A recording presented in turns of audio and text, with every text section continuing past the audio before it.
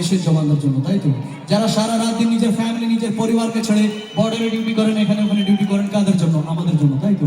যাদের কারণে আজকে আমাদের মা, আমাদের বাবা, আমাদের দাদা ভাই দিদি বোনেরা এই খোলা হাওয়াতে শ্বাস নিতে পারছি আর ভালোভাবে থাকতে পারছি, কাদের কারণে? শুধুমাত্র ওনাদের কারণে, রাইট? আজকে ওনারা বর্ডারে বা এখানে ওখানে জেগে আছেন বলেই আমরা নিজের পরিবারের সাথে বাড়িতে ভালো করে ঘুমাতে পারছি, হ্যাঁ কি না? আর সব থেকে বড় কথা এখন বলবো, এটা আপনারা মন দিয়ে শুনবেন আর ভেবে দেখবেন, কি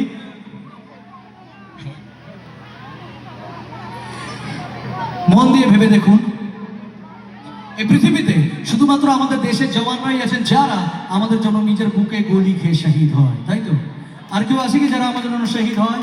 14 ফেব্রুয়ারি 2019 পুলওয়ামাতে একটি অনেক বড় বম ব্লাস্ট হয়েছিল, যেখানে আমাদের 40 জন সিআরপিএফ এর জওয়ান শহীদ হয়েছিলেন। মনে আছে কি সবার? মনে থাকা উচিত, because we are Indian, this is our nation, right? একটু মন দিয়ে ভেবে দেখুন, যারা শহীদ হয়েছেন হয়তো ওনারাও কারোর বাবা ছিলেন, কারো ছেলে, কারো দাদা ভাই, কারো হাজবেন্ড, বাট ওনারা শহীদ হয়েছেন কাদের জন্য? আমাদের জন্য, যাতে আমরা এইভাবে আনন্দ নিয়ে হাসি খুশি থাকতে পারি।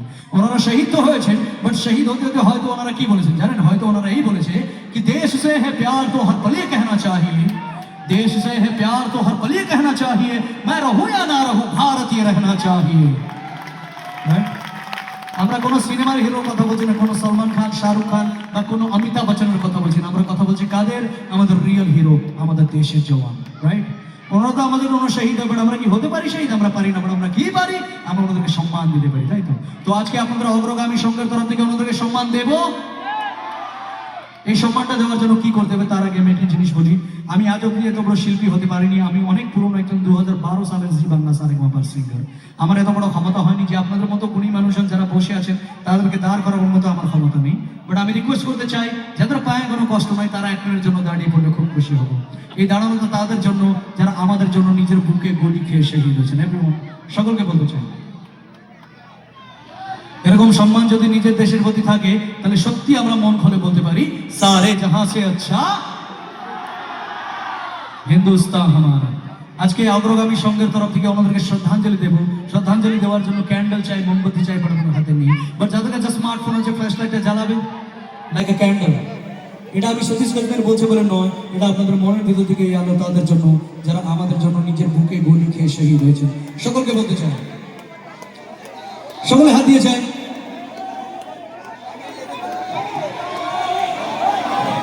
একটু উঁচু করে। আর যাদের দুটো হাত খালি আছে দুটো হাত উপরে উঠবে, একবার জোরে হাত দিয়ে আমাদের দেশের জওয়ানদের বাহাদুরি জওয়ান সকল মিলে এই ফ্ল্যাশ লাইটটা এইভাবেই থাকবে। যখন একজন দেশের জওয়ান লড়াইতে যায়, ওনারা লড়াইতে যাওয়ার আগে হয়তো ভারত মাকে কি বলে জানেন?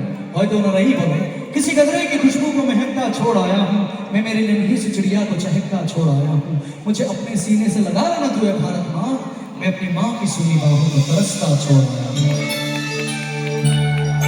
ओ माई मेरी क्या फिक्र तुझे क्यों आज से दरिया बहता है, तू कहती थी तेरा चांद हूँ मैं और चांद हमेशा रहता है। ओ वतना वे मेरे वतना वे, तेरा मेरा प्यार निराला था, कुर्बान हुआ तेरी किस्मत पे मैं कितना नसीबों वाला था। तेरी मिट्टी में मिल जावा दिल बढ़ के मैं खिल जावा, इतनी सी है दिल की आरज़ू। तेरी नदियों में बह जावा, तेरी फसलों में लहरावा, इतनी सी है दिल की आरज़ू। तेरे पास ही मैं आ रहा हूँ अपनी बाहें खोल के, साथ से मुझको गले लगा, मुझको फिर वो प्यार दे।